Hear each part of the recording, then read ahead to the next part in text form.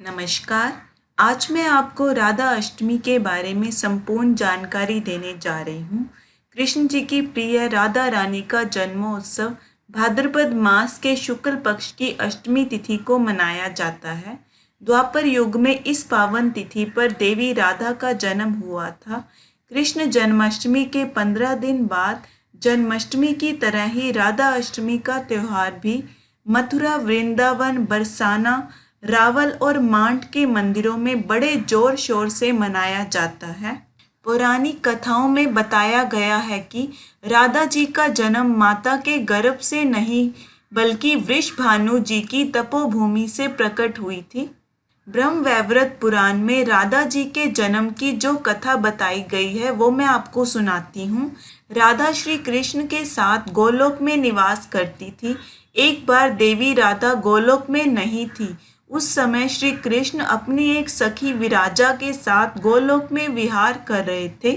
राधा जी यह सुनकर क्रोधित हो गई और तुरंत श्री कृष्ण के पास जा पहुंची और उन्हें भला बुरा कहने लगी। यह देखकर कान्हा जी के मित्र श्री दामा को बुरा लगा और उन्होंने राधा को पृथ्वी पर जन्म लेने का शाप दे दिया। राधा को इस तरह क्रोधित देखकर विराजा वहां से नदी रूप में चली गई। इस शाप के बाद राधा ने श्री दामा को राक्षस कुल में जन्म लेने का शाप दिया। देवी राधा के शाप के कारण ही श्री दामा ने शंखचूड़ राक्षस के रूप में जन्म लिया। वही राक्षस जो भगवान विष्णु का अनन्य भक्त बना और देवी राधा ने वृषभानु जी की पुत्री के रूप में पृथ्वी पर मथुरा के रावल गांव में जन्म लिया। लेकिन राधा वृषभानु जी की पत्नी देवी कीर्ति के गर्भ से नहीं जन्मी। जब श्री दामा और राधा ने एक दूसरे को शाप दिया तब श्री कृष्ण ने राधा से कहा कि आपको पृथ्वी पर देवी कीर्ति और वृषभानु जी की पुत्री के रूप में रहना है। वहां आपका विवाह रायान नामक एक वैश्या से होगा। रायान मेरा ही अंश अवतार होगा और पृथ्वी पर भी आप मेरी प्रिय बनकर रहेंगी। उस रूप में हमें विछोह का दर्द सहना होगा। अब आप पृथ्वी पर जन्म लेने की तैयारी करें। सांसारिक दृष्टि में देवी कीर्ति गर्भवती हुई और उन्हें प्रसव भी हुआ, लेकिन देवी कीर्ति के गर्भ में योग माया की प्रेरणा से वायु का प्रवेश हुआ और उन्होंने वायु को ही जन्म दिया। जब वह प्रसव पीड़ा से गुजर रही थी उस समय वहां देवी राधा कन्या के रूप में प्रकट हो गई।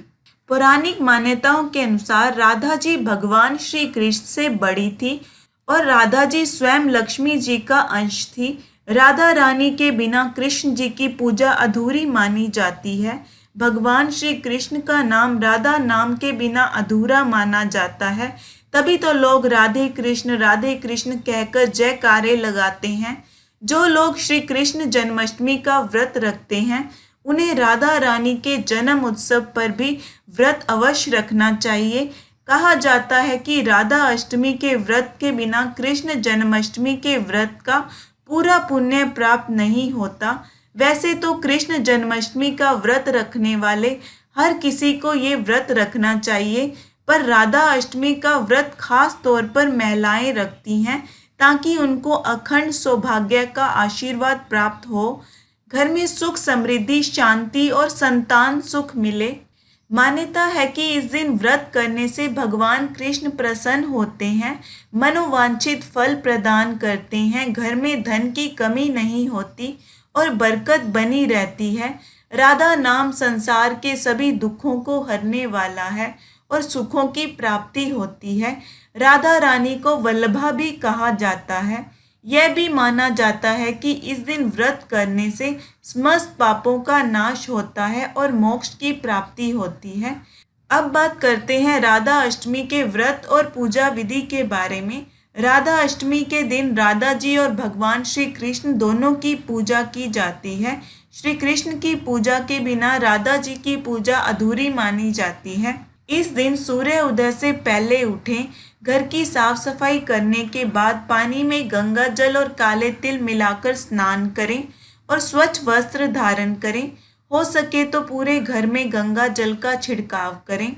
सूर्य देवता को जल अर्पित करें। सूर्य को जल देने की विधि का लिंक मैं डिस्क्रिप्शन में दे दूंगी। फिर मंदिर अच्छे से साफ करके उसको फूलों से सजाएं। फिर हाथ में जल, चावल, फूल लेके व्रत का संकल्प लें। अपना नाम और गोत्र बोलते हुए अपने व्रत का संकल्प लें और अपना व्रत निर्विघ्न पूरा होने की प्रार्थना करें और आपकी जो भी मनोकामना हो वो भी राधा रानी से कहें। राधा रानी और भगवान श्री कृष्ण को पंचामृत से स्नान करवाएं, नए वस्त्र पहनाएं, श्रृंगार करें। आप अपने घर में रोज की जैसे सुबह पूजा भगवान कृष्ण और राधा रानी की करते हैं वैसे ही करें। क्योंकि राधा रानी का जन्म दोपहर 12 बजे हुआ था, तो राधा अष्टमी की पूजा दोपहर 12 बजे करनी है। पूजा से पहले घर को फूलों, गुब्बारों से सजा लें। जितनी सजावट आप करना चाहते हैं कर लें। जैसे कृष्ण जन्माष्टमी के दिन को पूरे हर्षोल्लास से मनाते हैं वैसे ही इस दिन को भी मनाएं। घर के बाहर आम या अशोक के पत्तों का वंदनवार लगाएं, रंगोली बनाएं, प्रसाद की तैयारी करें। इस दिन प्रसाद में राधा रानी का पसंदीदा भोग अरबी की सब्जी ज़रूर होनी चाहिए। खीर भी इस दिन ज़रूर बनाएं। कान्हा जी के लिए माखन मिश्री का भोग ज़रूर रखें। इसके अलावा आप हलवा, पूरी, मेवे, मिठाई, मौसमी फलों का भोग भी लगा सकते हैं। अपनी श्रद्धा के अनुसार चाहें तो 56 भोग लगा सकते हैं। फिर दोपहर 12 बजे उनकी पूजा करें। पूर्व या उत्तर दिशा की तरफ एक चौकी पर लाल या पीले रंग का कपड़ा बिछा के उसके ऊपर भगवान कृष्ण और राधा रानी की प्रतिमा स्थापित करें। आप चाहें तो केले के पत्तों का मंडप भी बना सकते हैं। वहां पर मिट्टी या तांबे के कलश की स्थापना करें। चावलों से अष्टदल कमल बना के या ऐसे ही थोड़े चावल रख के उसके ऊपर जल से भरा हुआ कलश स्थापित करना है। कलश पर रोली से स्वास्तिक बनाएं। कलश के मुख पर रक्षा सूत्र बांधें। कलश में सुपारी, एक सिक्का, हो सके तो चांदी का डाल लें। हल्दी की एक गांठ, थोड़े से चावल डाल लें। ये सब डालने के बाद 5 आम या अशोक के पत्ते रखें। इन पत्तों के ऊपर तिलक लगाएं। कलश के मुख को ढक्कन से ढक दें। ढक्कन पर चावल भर देना चाहिए। एक नारियल लें, उसको साफ कपड़े से लपेटकर रक्षा सूत्र बांधकर टीका लगा के उस नारियल को कलश के ढक्कन पर रख दें। सबसे पहले आपको गणेश जी की पूजा करनी है। पहले गणेश जी को फूल से शुद्ध जल का छींटा देते हुए स्नान करवाएं। वस्त्र के रूप में कलावा अर्पित करें। तिलक लगाएं। फिर फल, फूल, धूप, दीप से पूजा करें। उनकी पूजा ओम गण गणपताय नमः बोलते हुए करें। फिर कलश की धूप, दीप, फल, फूल, मिठाई से पूजा करें। कलश पूजन के साथ ही राधा कृष्ण की पूजा करें। पंचामृत से स्नान तो आपने उन्हें सुबह करवा लिया था, अब आप उन्हें शुद्ध जल से थोड़ा छींटा देते हुए स्नान करवा सकते हैं। चंदन कुमकुम से तिलक लगाएं। राधा कृष्ण की पूजा के समय जय श्री राधे कृष्णा बोलते रहें। उन्हें फल फूल अर्पित करें। राधा रानी को हो सके तो कमल के फूल अर्पित करें। राधा रानी को सुहाग का सामान अर्पित करें। चाहे तो पूरा 16 श्रृंगार अर्पित करें। विधिवत पूजा करें। जो बनाया है उन सब का भोग लगाएं। तुलसी के पत्ते ज़रूर डाल लें उनके भोग में। पानी पीने के लिए अर्पित करें, उसमें भी तुलसी के पत्ते डालें। गणेश जी के भोग में तुलसी दल नहीं डालना है। फिर राधा कृष्ण की धूप दीप से आरती करें। पहले गणेश जी की करें। राधा कृष्ण की इस दिन कथा पढ़ें या सुने। पूजा के बाद ये मंत्र जरूर बोलें या इसका अर्थ बोलें। ये मंत्र है, नमस्ते परमेशानी रास मंडल वासिनी रासेश्वरी नमस्ते स्तु कृष्ण प्राणाधिक प्रिय। इसका अर्थ है, रास मंडल में निवास करने वाली हे परमेश्वरी आपको नमस्कार है। श्री कृष्ण के प्राणों से भी अधिक प्रिय हे रासेश्वरी आपको नमस्कार है। इसके बाद उनसे अपने मंगल की कामना करें। इसके अलावा अगर आपको पैसों की तंगी हो या धन वृद्धि करना चाहते हो तो लक्ष्मी प्राप्ति के लिए आपको राधा का मंत्र बताती हूँ। ये मंत्र है, ओम हनीम राधिकाय नमः या ओम हनीम श्री राधाय स्वाहा। इनमें से किसी भी मंत्र का कम से कम एक माला जाप करें। राधा रानी की कृपा प्राप्ति के लिए एक और आसान मंत्र है, श्री राधाय स्वाहा।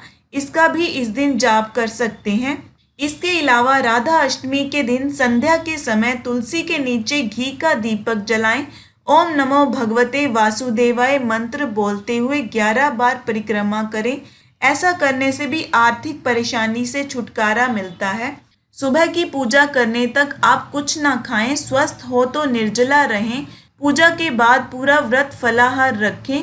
फल लिक्विड दिन के समय ले सकते हैं। शाम की पूजा आरती के बाद कुट्टू सिंघाड़े के आटे का भोजन एक समय सेंधा नमक का प्रयोग करके ले सकते हैं। पूजा के बाद गरीबों में प्रसाद जरूर बांटें। दूसरे दिन श्रद्धा अनुसार सुहागिन स्त्रियों तथा ब्राह्मण को भोजन करवाएं, उन्हें दान दक्षिणा दें। सुहाग का सामान भी सुहागिन स्त्रियों में बांट दें। थोड़ा आप चाहें तो अपने लिए रख सकते हैं। किसी कारण ब्राह्मण को ना करवा सकते हो तो गरीबों को भोजन करवा के अपनी क्षमता के अनुसार दान दक्षिणा दें। गाय को रोटी गुड़ दें, पक्षियों को दाना डालें। इसके बाद स्वयं भी प्रसाद के रूप में भोजन लें और अपने व्रत का पारण करें। कलश के जल को आप राधा अष्टमी के अगले दिन पूरे घर में छिड़कें, बाकी पानी पौधों में डाल दें। कलश के नीचे के चावल पक्षियों में डाल दें। कलश के अंदर का जो भी सामान है उसे सुखा के साफ कपड़े में लपेट के तिजोरी में या जहां पर आप अपने पैसे रखते हैं वहां रख दें। अब एक प्रश्न उठता है कि अगर राधा रानी का विग्रह नहीं है तो राधा अष्टमी की पूजा कैसे करें। आप कोई भी राधा कृष्ण का चित्र या कैलेंडर ला सकते हैं। फूल से पंचामृत का छींटा देते हुए इन्हें स्नान करवा के विधिवत पूजा करें। अगर ये भी नहीं हो सकता तो लड्डू गोपाल हैं तो उनकी पूजा करें और मन में राधा रानी और भगवान कृष्ण दोनों का ध्यान करते हुए उनकी पूजा करें। पंचामृत से स्नान करवाएं, उनका श्रृंगार राधा रूप में करें, चुनरी ओढ़ाएं, बिंदी लगाएं, पूरा श्रृंगार जैसे राधा रानी का करते हैं वैसा ही करें। आरती करें क्योंकि कृष्ण ही राधा हैं और राधा ही कृष्ण हैं। अब नियमों के बारे में बात करते हैं। एक दिन पहले से ब्रह्मचर्या का पालन करें और हल्का तथा सात्विक भोजन लें। इस दिन कोई गलत काम ना करें, सात्विक माहौल बनाकर रखें। घर में किसी ने इस दिन व्रत ना भी रखा हो तो सात्विक भोजन करें। अपनी क्षमता के अनुसार गरीबों को दान दें। आप चाहें तो इस दिन भजन कीर्तन करें, नहीं तो मंत्रों का जाप जरूर करें। इस दिन संभव हो तो राधा कृष्ण के मंदिर जरूर जाएं और पीले फूल अर्पित करें। गायों की इस दिन सेवा करें, चारा डालें, गौशाला में दान करें। पूजा के बाद माफ़ी ज़रूर मांगनी चाहिए कि हे प्रभु, हमसे कोई भूल से भूल हो गई हो तो हमें माफ़ करें। अपनी गलतियों और अपराधों के लिए भी माफ़ी मांगे। आप सबको मेरी तरफ से राधा अष्टमी की बहुत बहुत बधाई। धन्यवाद।